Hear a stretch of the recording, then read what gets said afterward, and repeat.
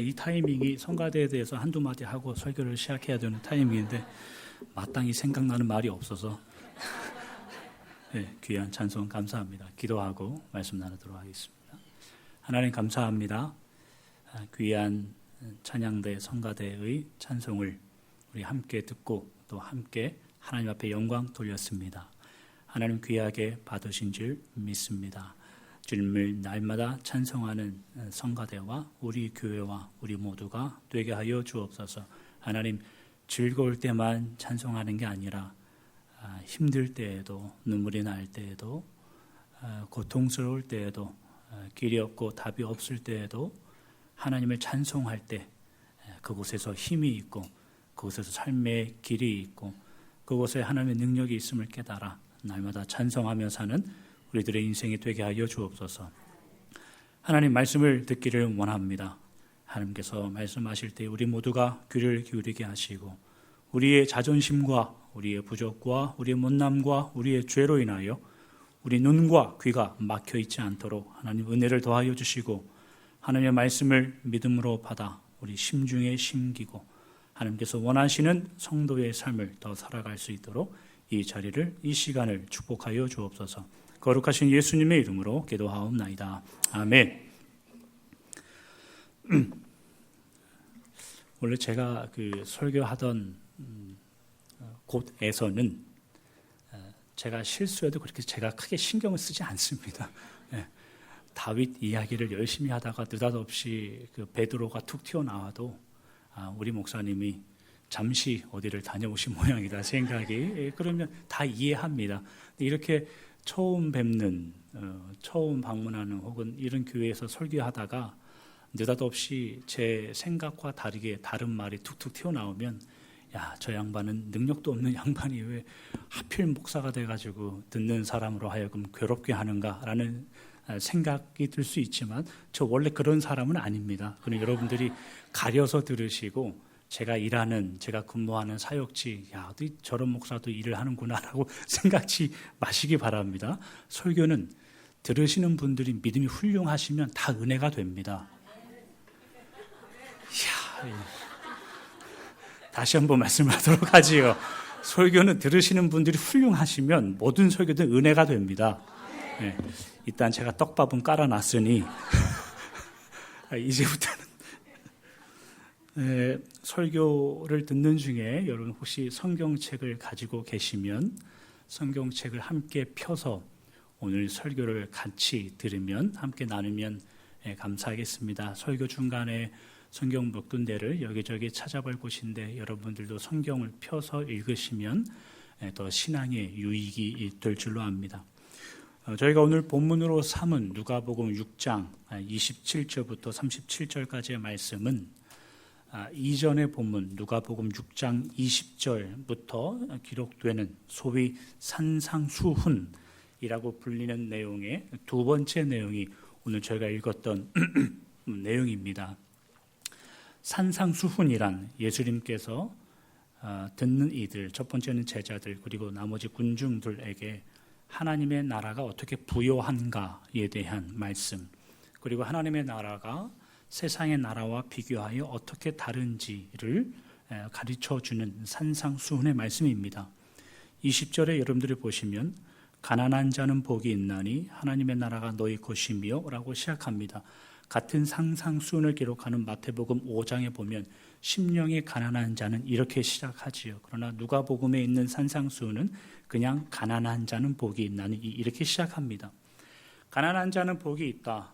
그런 자들에게 하나님의 나라가 저희들의 것입니다. 라는 이 기록은 성경이 기록하고 있는 예수님께서 말씀하시는 신자된 성도들, 하나님을 믿는 분들의 그분들이 소유한 하나님 나라의 넉넉함, 신앙의 부요함이 어떤 것인가에 대한 설명입니다.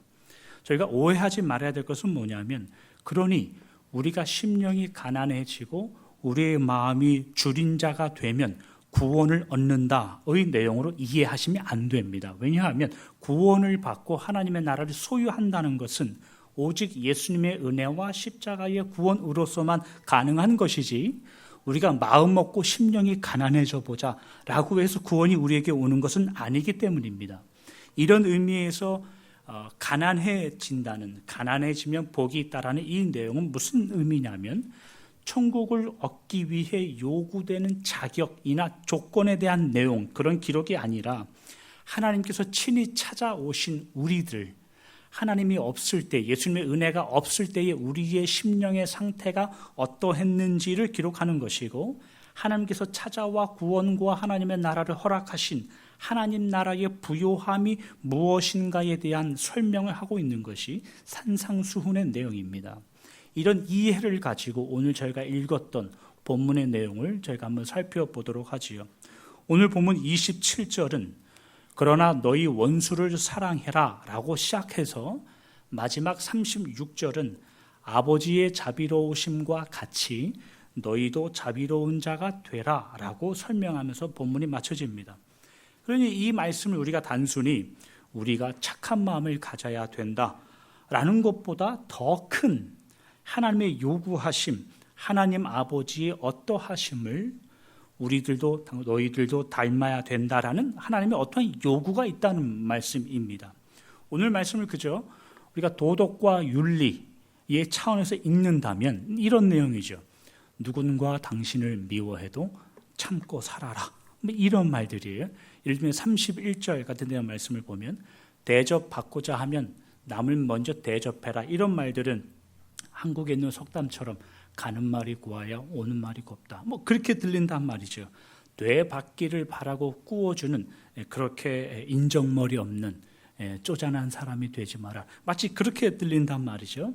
그러나 오늘 본문은 앞서 언급한 대로 단순히 도덕과 윤리의 그런 말씀이 아니라 마지막 구절의 표현대로 하나님 아버지의 성품이 무엇인가를 알아 그것을 닮아가는 사람의 내용이 무엇인가의 내용을 예수님께서 가르쳐 주시고 있는 거예요.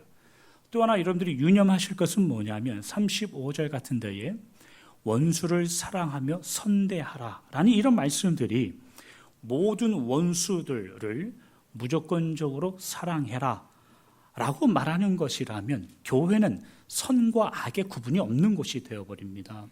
선과 악의 구분이 없다는 말은 의라는 기준도 없어져 버리죠. 질서가 없는 세상을 만들자는 것인데 하나님은 고린도전서 14장 같은 데 말씀을 통하여 무질서의 하나님이 아니다라고 말씀하세요. 그래서 모든 것을 품위 있게 하고 질서 있게 하라는 것이 하나님의 요구이십니다. 뿐만 아니라 요한복음 18장 22, 23절 같은 데 보면 예수님께서 재판을 받으시던 중에 유대인들 하인 한 명이 예수님의 뺨을 칩니다. 그때 예수님께서 그 유대인 하인에게 뭐라고 말씀하시냐면 네가 어찌하여 나를 치느냐 그렇게 말씀하세요. 그러니까 예수님께서도 원수에게 오른 뺨을 맞으실 때 왼 뺨을 돌려대지 않는다 말씀이세요. 원수는 원수인 거예요. 부당하게 뺨을 맞으면 정당하고 응당하게 항변하셨어요. 그러니 오늘 본문 같은 이야기를 우리가 읽을 때에 예수 믿으면 세상에 억울한 일이 생기더라도 꾹 참고 살아야 된다. 그것이 하나님께 영광이 되는 내용이다 라고 권면하는 내용은 여기 있지 않습니다. 오늘 본문이 뭘 말하고 싶은 것인가? 결론부터 말하면 여러분들이 35절 마지막 부분 정도에 보면 그곳에 기록하듯 하나님의 사랑은 심지어 은혜를 모르는 사람들과 악한 자들에게까지도 인자하시다라는 말씀을 드러내려고 하시는 거예요.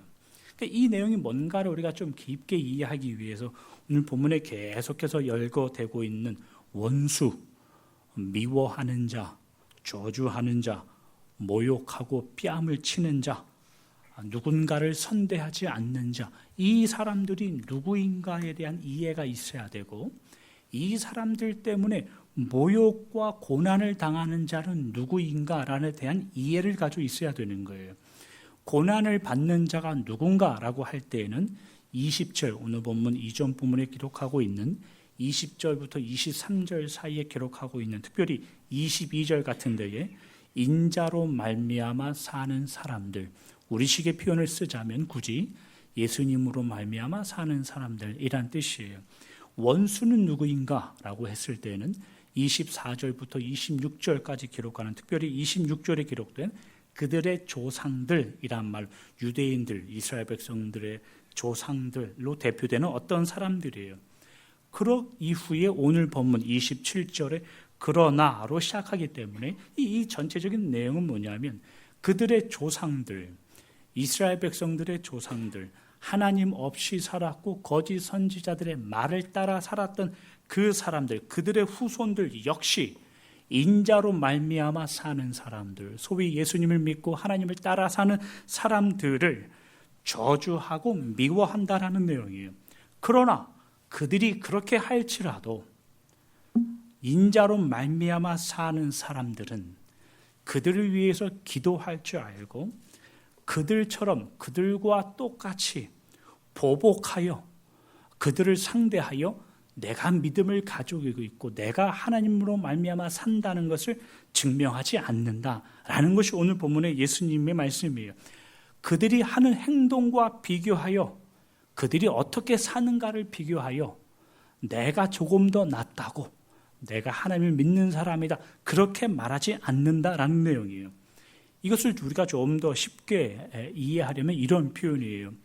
미워하고 저주하고 선대하지 않는 사람들이 세우는 그런 세상의 나라와 하나님을 믿는 자들이 세우는 그 하나님의 나라는 아주 다르다라고 예수님께서 가르쳐 주시는 내용이에요. 몇 장만 뒤로 넘겨서 누가복음 9장으로 한번 가보도록 하겠습니다. 성경을 피시면 감사하겠습니다.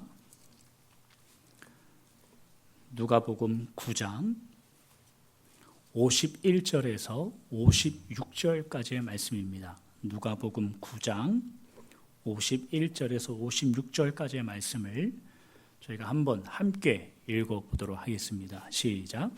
예수께서 승천하실 기약이 차감해 예루살렘을 향하여 올라가기로 굳게 결심하시고 사자들을 앞서 보내심에 그들이 가서 예수를 위하여 준비하려고 사마리아인의 한 마을에 들어갔더니 예수께서 예루살렘을 향하여 가시기 때문에 그들이 받아들이지 아니하는지라. 제자 야고보와 요한이 이를 보고 이르되 주여 우리가 불을 명하여 하늘로부터 내려 저들을 멸하라 하기를 원하시나이까. 예수께서 돌아보시며 꾸짖으시고 함께 다른 마을로 가시니라. 51절에 보니까 예수님께서 승천하실 기약이 차감해 예루살렘으로 향하셨다라는 구절이 나옵니다. 아마도 돌아가실 때가 된 그 때의 유대인의 명절이 유월절이었을 겁니다. 유대인의 사람들이 1년에 3번 예루살렘에 가서 하나님께 예배드리죠. 그 첫 번째 절기가 유월절입니다. 유월절 어린 양이 되셔서 돌아가셨다는 그 구절을 이해하면 금방 여러분들 기억하실 수 있을 겁니다. 유월절 명절을 기념하기 위해서 예루살렘으로 가던 길이셨습니다. 지금 현재 예수님은 갈릴리에 계셨기 때문에 예루살렘으로 가시려면 남쪽으로 내려가셔야 돼요. 그 중간에 사마리아라는 동네가 있습니다. 그래서 그 사마리아를 통과하실 계획으로 남쪽으로 내려가시고 있었지요.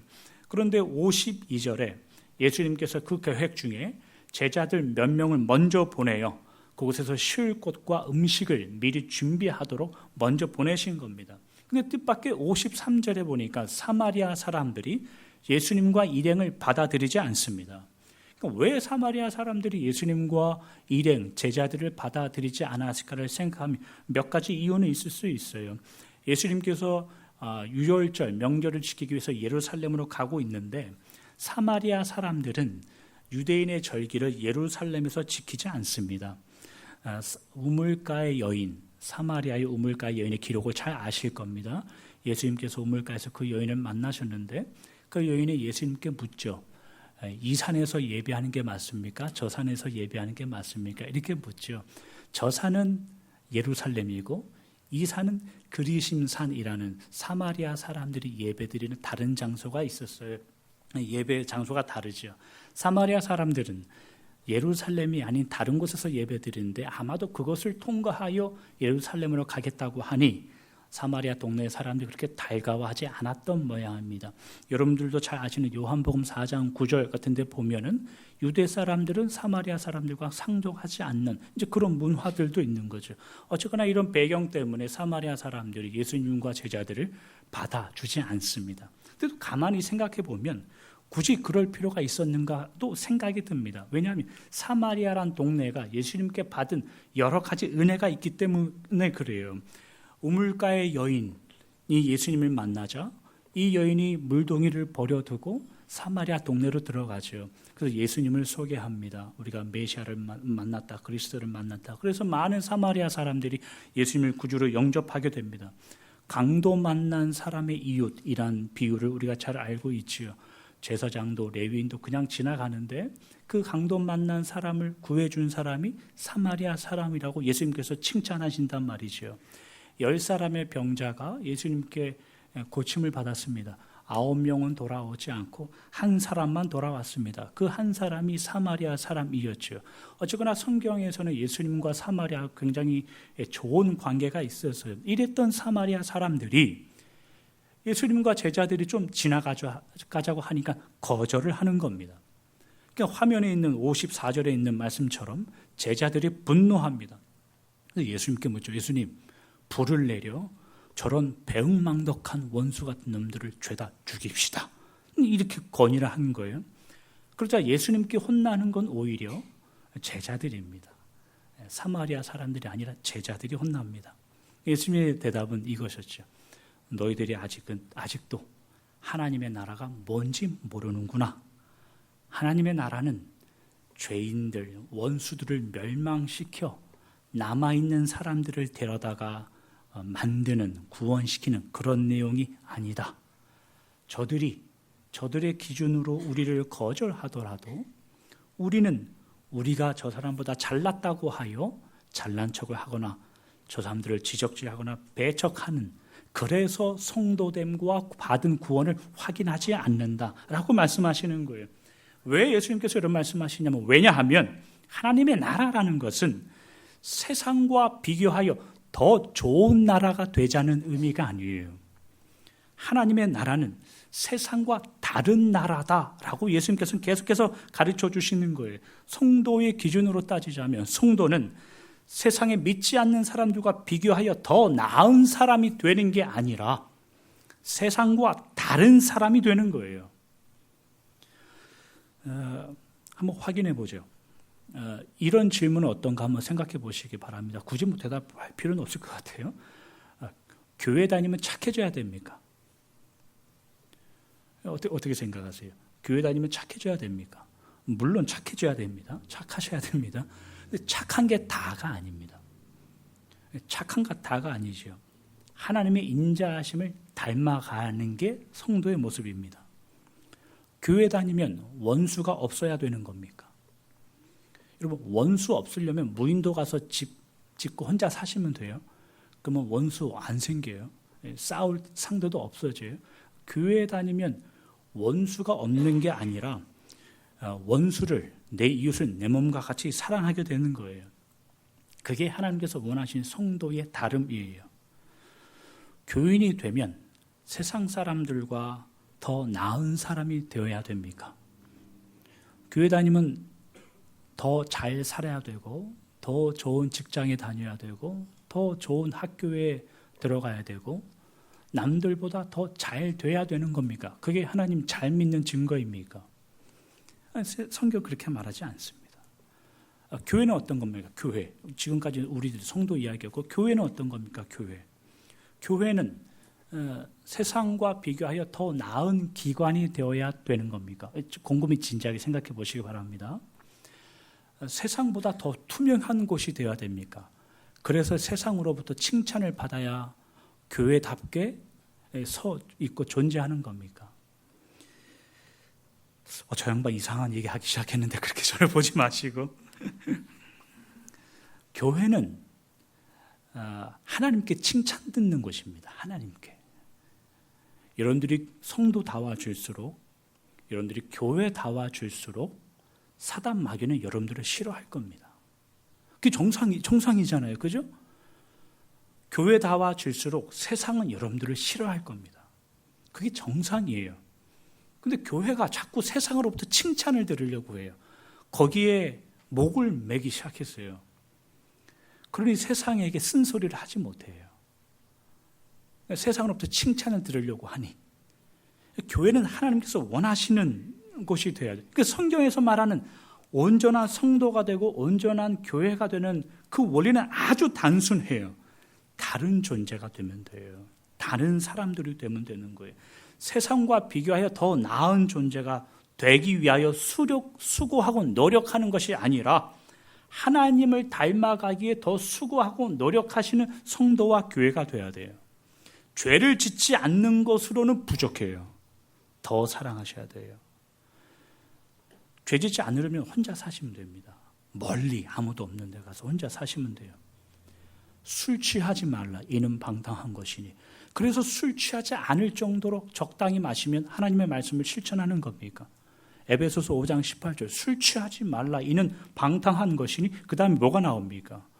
성령의 충만함을 받으라가 나오는 거예요. 술 취하지 않는 것으로 충분한 게 아니라 성령의 충만한 것으로 충분해지는 게 우리의 모습이에요. 왜냐하면 교회와 성도는 세상과 다른 내용을 가지기 때문에 그래요. 다른 내용을 가져야 돼요. 비교하여 더 나은 게 아니라 다른 내용을 가져야 돼요. 마태복음 18장으로 한번 가보시기 바랍니다. 마태복음 18장.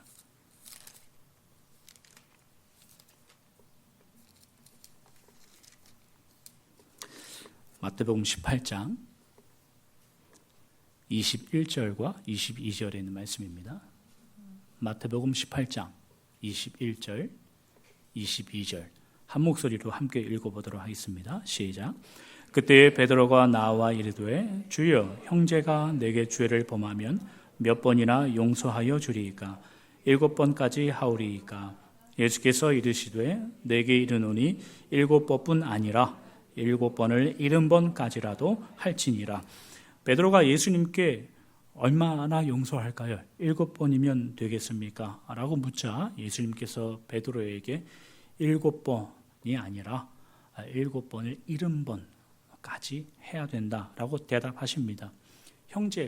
베드로가 형제가 내게 죄를 범하면 몇 번이나 용서할까요? 라고 묻는 이유는 뭐냐면 그 이전에 여러분들 성경에 있으면 15절을 한번 보시기 바랍니다.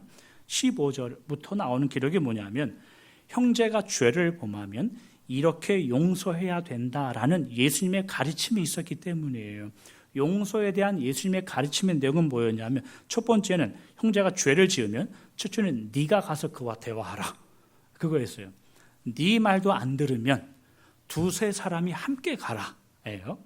두세 사람도 함께 갔을 때 말을 안 들으면 그때는 교회에 말하고 교회가 찾아가서 교회의 말도 듣지 않으면 이방인처럼 여겨라. 더 이상 성도로 생각하지 말아라 라는 예수님의 가르침이에요. 이 가르침에서 굳이 횟수만 따지자면 3번밖에 안 되는 거예요. 처음엔 내가 가고 그 다음에 두세 사람이 가고 그 다음에 교회가 가는 굳이 3번밖에 안 되는 거예요. 화면에 있는 21절에 그때의 베드로가 라는 표현은 뭐냐면 그때라는 말은 이 참견하여 끼어든다라는 말이에요. 그러니까 예수님께서 적어도 3번 이상 그렇게 해야 된다. 3번까지는 해라. 그렇게 하니까 베드로가 느닷없이 끼어서 예수님께 질문하는 겁니다. 그렇다면 예수님이 7번 정도면 어떻겠습니까? 이렇게 묻는 거예요. 7번 정도 용서하면 어떻겠습니까? 이렇게 묻는 베드로의 속셈은 뭐냐면 첫 번째, 제가 예수님의 말씀을 잘 이해했습니다 라는 마음이고 두 번째는 예수님 3번 말씀하셨는데 3번을 더해서 7번, 원래 7이라는 숫자가 유대인들에게는 완전 특별한 의미가 있는 숫자이기 때문에 예수님 그러면 제가 7번을 하겠습니다 라고 하여서 자신이 예수님에게 훌륭한 제자임을 예수님에게 보여주고 싶은 거예요. 그런데 뜻밖의 예수님은 이런 베드로를 칭찬하지 않습니다. 오히려 꾸중하죠.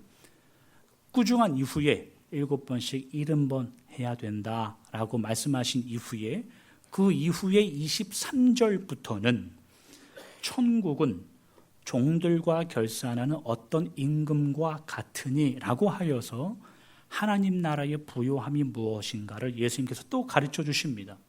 예수님께서 이미 10절부터 14절까지 100마리 양 중에 한 마리 양을 잃어버렸을 때 그 목자가 그 한 마리를 찾기 위해서 얼마나 수고하는지에 대해서 가르쳐 주셨는데도 그럼에도 불구하고 베드로가 7번이라는 말로 이상한 소리를 하고 있으니 예수님께서 결산하는 임금의 예를 들어 비유를 들어 하나님 나라의 사랑이 무엇이고 부요함이 무엇인가에 대해서 또다시 가르쳐주고 있는 거예요.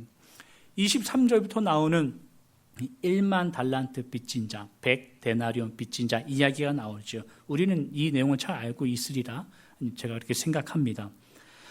한 데나리온이 그 당시에 보통적인 하루 품삯이었습니다. 하루 품삯.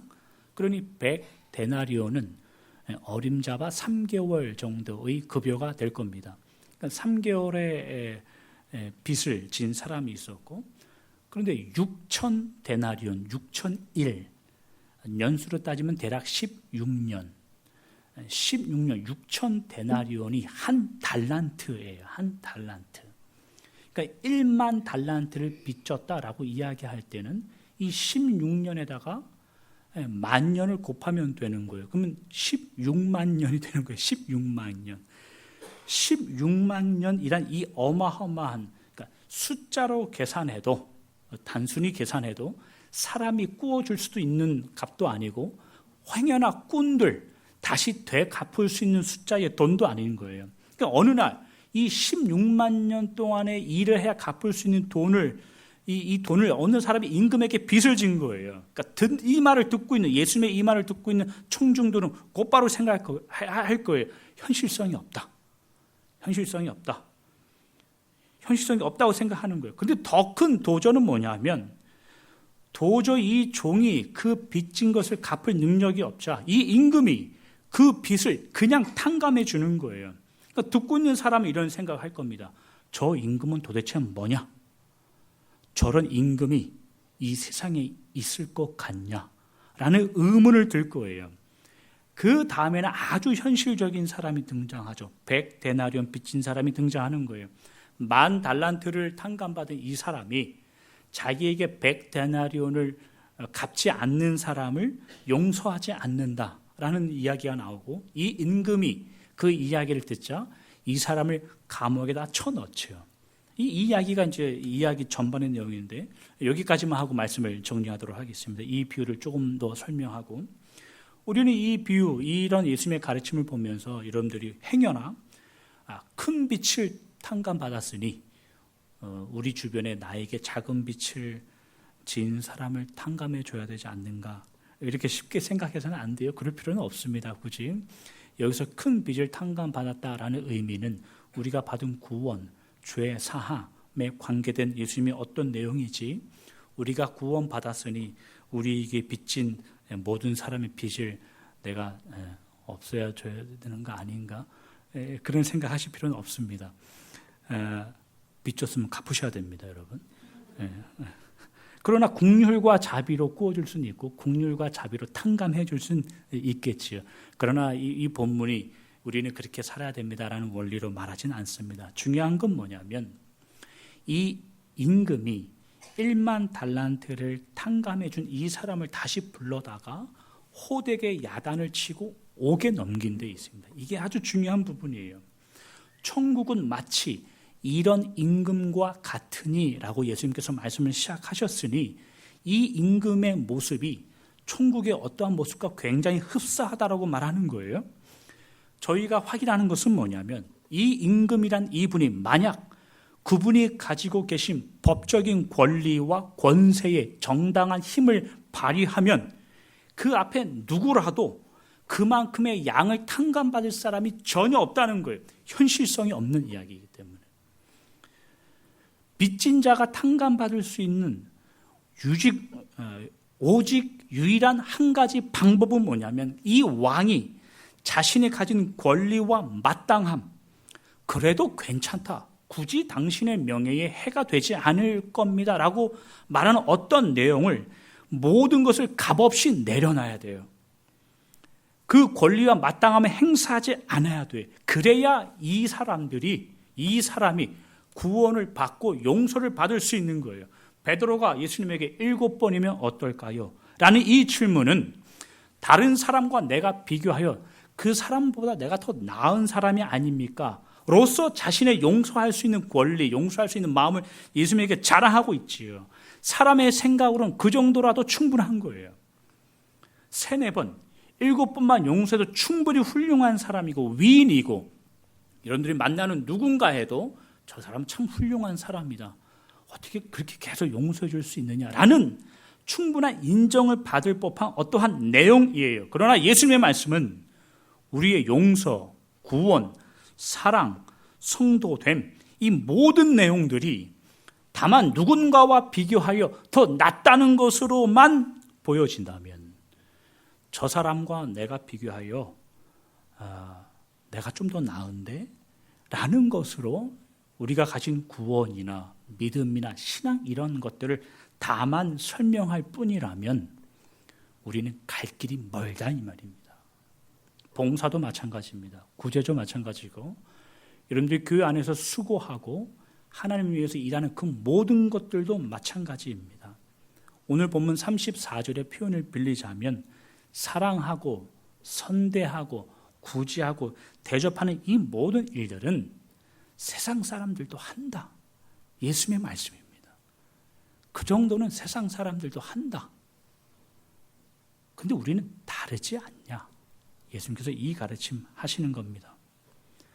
교회와 성도됨, 구원을 받은 일, 하나님의 성품을 닮아가는 일은 옆에 사람의 어떠함과 나의 모습을 비교하여 여러분들이 훌륭하다, 그런 말 하는 것 아닙니다.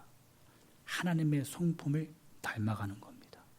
억울해도 하나님 이거 안 됩니다 라고 생각되는 어떤 일에도 하나님께서 모든 권리를 내려놓으시고 우리를 찾아와 우리의 빚을 탕감시켜 주셨으니 우리도 다 내려놔야 됩니다. 다. 억울하죠. 그렇게 못합니다 라는 것들이 반드시 있습니다. 그래도 그 억울함은 나중에 주님 다시 만나는 그날에 주님께만 말씀하시기 바랍니다. 주님께만. 그런 분들이 모인 것이 교회, 그런 분들이 살아가는 게 성도의 삶이라 이 말이죠. 오늘 이 말씀을 기억하셔서 더 사랑하시고 더 용서하시고 더 품어주시고 너 한 번 했으니 나 한 번 하겠다, 이런 말은 째째하게 하지 마시고 하나님이 나를, 하나님의 권리를 다 내려놓고 품어주셨으니 그 성품을 닮아 여러분들 살아가시길 주님의 이름으로 축원합니다. 기도하겠습니다.